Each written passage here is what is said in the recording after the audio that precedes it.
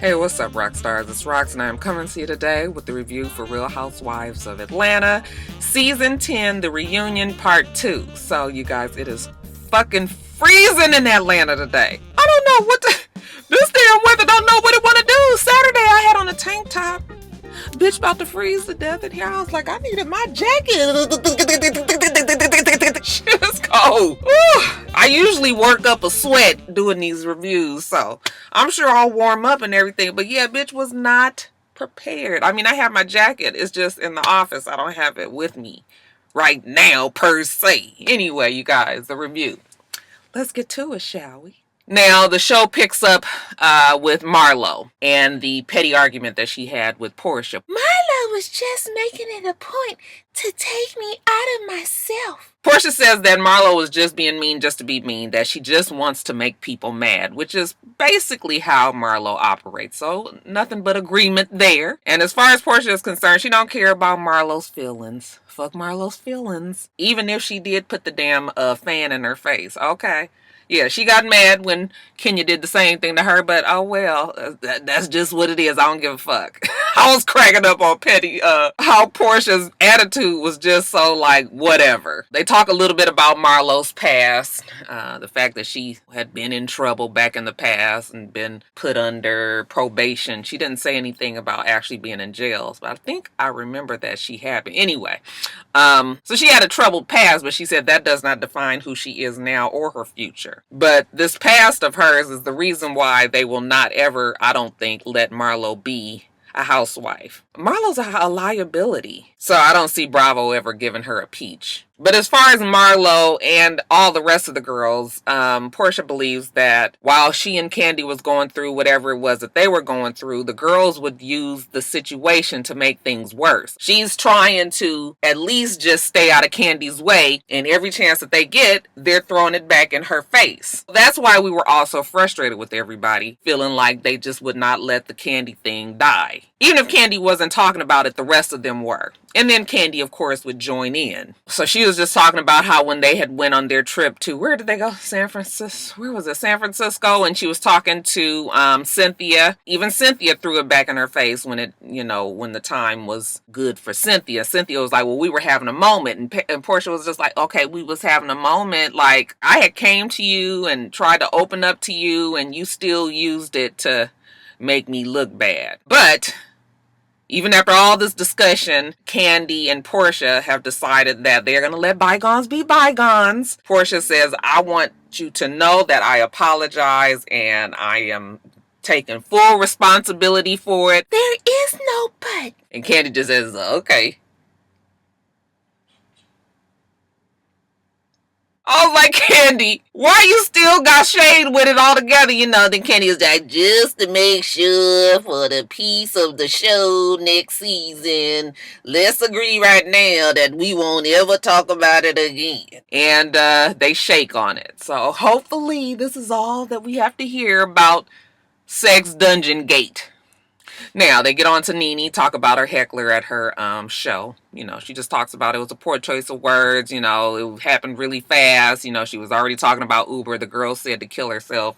She said, I hope your Uber driver rapes you in the back of the car. Okay, it was just bad. It's really no excuse. Andy asked Candy, can she see how Candy being so dismissive of the joke could confuse some people because you were so upset about people saying that you had tried to rape somebody, and Candy was just like, well, I just figured that, comedians, they, say things that's inappropriate sometimes, so I gave her a pass. Nene, were you mad at Candy for taking you off of the tour? Nene says, no, I understand business, how it goes. If they wanted me off, and that's just how it had to happen. Andy congratulates Nene and Candy for being friends, okay? How mature of them to get to where they are. Some of us are still side-eyeing it, but I think they figured out that it was better for them to be friends than for them to be enemies on this show. Nene is a strong ally, and Candy has turned out to be quite a strong ally on the show as well. Doesn't make sense to go against these two girls, as Sheree has learned. Then Andy asked Kenya, are you surprised that Marlo and Nene, made it back friends again? And Kenya was like, yeah, considering the bitch is a snake. They start up again on Kenya calling her a prostitute, and Marlo was just like, even though you say these things, where are the receipts? You call me a prostitute, it hurts me. I was like, that shit is kind of, because nobody has proof of what Marlo does. I know everybody always says that there's always the running rumor that she is Ted Turner's concubine. Whoever is funding her has got real long money. It ain't drug dealer money. It ain't hustling. She is not doing credit card fraud. I know some people that works at some stores, and her shit is a legit and above board. And all this time, she couldn't be doing shit illegally and being on this show and being so open and out there. So it wouldn't make sense for her to be, trying to do some old Karen King credit card shit. It's on a totally different level that Marlo operates on. So nobody has proof that she is a high class hoe and that she goes from man to man. It really just looks like whoever is funding Marlo, that is her 111, and he is there and for sure kicking her back some money. They started talking about the Africans. You guys remember a couple of seasons ago, everybody supposedly was fooling with some African, Kenya, okay, Portia. They go back and forth about some one-eyed African. Kenya was like, I ain't seeing no fucking one-eyed African. Portia was like, well, that's what I heard. And she was like, well, that's your damn problem. You always just listening to what somebody tell you and don't know the facts. I was cracking up at that little side conversation. So then next we get Eva. She comes out, joins them. It's nothing there. Eva is a good addition, I believe. But, what? She said that she saw Will with the woman. That was the girlfriend. Cynthia says that she didn't believe that he was with the girl when she met him. She met him in June. Eva met the girlfriend in June. Maybe it was June 1st and June 28th, 29th-ish. But other than that, it's nothing. Oh, she did also talk about Messy Mia, talking about Shamia and how Shamia, was out of place by bringing up the fact that Eva had a girl-on-girl relationship, it being with Missy Elliott of all people. Shamia wasn't there to defend herself. Portia was just like, well, she did really feel bad about that. She didn't feel bad. Shamia was determined to get that conversation going. So that was pretty much it. But as far as the whole Will conversation is concerned, everybody is asking her, like, why is it that you don't believe all these people are coming to you and telling you that Will has bad intentions or, that he was using you to be on the show or whatnot? Why aren't you listening to your girls? And Cynthia was just still kind of feeling like, I believe what he says, and she probably wanted to say a lot of shit that happens on these shows is bullshit, and I'm just going with my brain and knowing how it goes behind the scenes. But instead, she just says that she just believes what he told her. But, she appreciated the girls trying to tell her, and Portia was like, well, you got mad at me. And she was like, yeah, all the girls except for Portia. Because Portia and Cynthia still have a little bit of bad blood behind the breakup of Peter and Cynthia. I know you guys don't think so, but I always will say that Portia was the reason, the beginning of the ending of Cynthia and Peter's relationship, okay? Not that she's affected them that way directly, but the fact that she put that rumor out there from the very beginning and people just ran with it.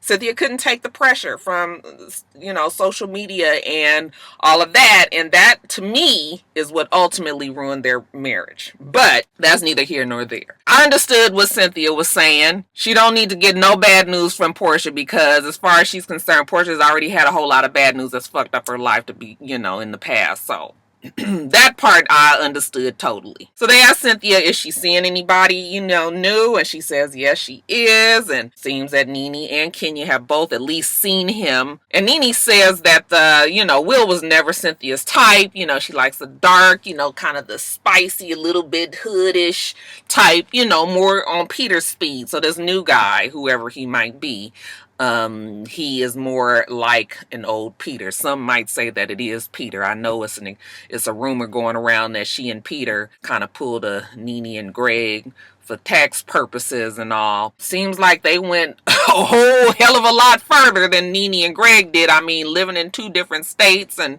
not really around each other anymore. So I don't know if I believe that rumor, but that rumor is floating around out there. So Time will tell. And then the last 10 minutes of the show, we get the moment that we were all waiting for, because everybody was complaining that the episode was boring thus far. Actually, I thought the episode was cool. This has probably been the most lighthearted reunion that they've had since the fucking show has ever started. Sometimes it just feels good to see a whole bunch of women sit up there and laugh. I mean, I actually laughed at a lot of the things because Andy was so fucking funny. He was so just kind of really... You guys should actually sit and watch Andy when the girls are going back and forth, and just how he just looks back and forth like a tennis, like he's watching a tennis match, and he just be having this tickled smirk look on his face like, ooh. I know Real Housewives of Atlanta is probably his favorite reunion to do.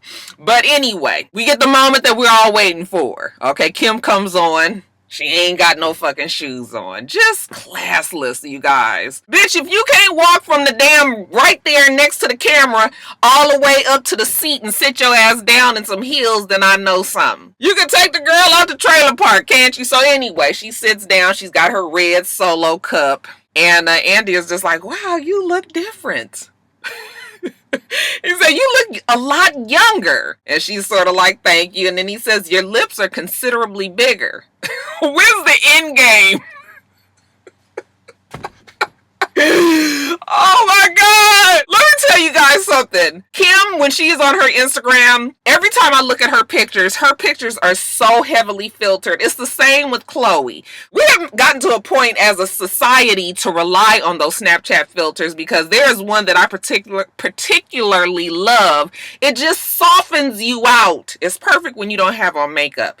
And Kim and Chloe, Kim Zolciak and Khloe Kardashian they use that filter all the fucking time. So when you see them without the filter, then you get what you got yesterday on the show. Kim looks nothing like she does on her Instagram pictures. Y'all gonna stop fucking with these Snapchat filters, because he is doing you a disservice. There's a picture going around of Chloe and Kylie without the touch-up from when they did their Calvin Klein ad. And I was looking at Chloe's face. I said, now that's the face that I knew she still had. Y'all better quit it. Anyway, Kim with these lips. And then every time she makes a face, Anyway, let me get back on track here. They start talking about the medium that they had at the elephant at the room in the room party. And Candy, she lets us know that people always tell her that she's clairvoyant. Andy asks her, okay, well, what do you think is about to happen next? Well, I think it's about to blow up in about 10 more minutes. You was right. They was chomping at the bit to get at that fucking Kim. When Kim had met with the medium, she had told the lady that she was from a higher power, Kenya was like, who from who? The devil? Because the bitch is just evil. When she comes in, it's a dark cloud around her, okay? She just completely changes the tone and the feel of the room. It's just cold. And I was just like, it's true. As soon as Kim comes in, she is just so bad for the show. They talk about Kim being real shady to Cynthia, that she can't have an opinion. Kim was like, well, I think that Cynthia's a beautiful woman. I wasn't trying to say anything bad about her or talk down. And they're like, you're being condescending. Even the little extras that you have with Sheree, after hours or after the show when they do different things for the internet,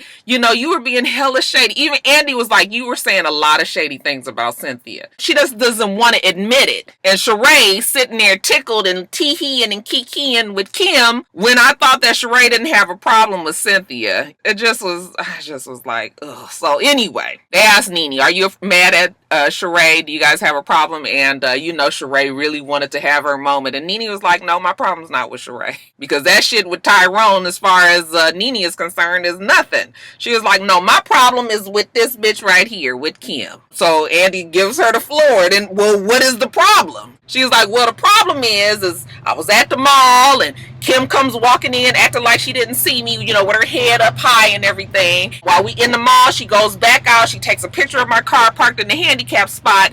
But then when we get to the party, she comes to my party and she says that she didn't even see me. And Kim says, no, she didn't see her. She just saw the car, even though they show a clip when Kim said, I did see her. Kenya was like, look, she just lying. Like, she can't even keep track of her stories. While Nene is really trying to pin her to the wall, like, you know, you was being fucking messy, trying to take a picture of me being in the handicapped spot, lying about what you did and didn't see. You know, you are a fucking mess. You a joke. Okay, you just a old evil ass. You got a whole lot to say. She was going off on Kim. And Kim was like, well, who the fuck cares? And child, why she say that? Honey, Nene let her have it. Nene, I ain't never been more proud to see Nene go off on anybody than I have of Kim. They gonna tell Nene to stay her ass in that seat. Nene said, bitch, you better stay your ass in that seat. Because you gonna be the one fucking sorry you bring your ass over here. I was just like, yes, give it to her, Nene. Because she is just so, ugh. And I am so glad that the whole next episode, or at least half of the whole next episode, is going to be about them going off on Kim's ass. Because Kim deserves it. She is a fucking liar, cannot keep track of her fucking story. She is so condescending. She thinks she is better than everybody else in the damn place. Take Kim's ass off the fucking show and let Sheree go with her. Alright, you guys, so that is it. Make sure you rate, comment, and subscribe to the channel. I'm itsrox. The channel's for itsrox. Everything else I do will be in the bottom bar. All right. So I hope that you have a wonderful, wonderful rest of your day, and I plan on doing the same. Till next time, rock stars. Bye.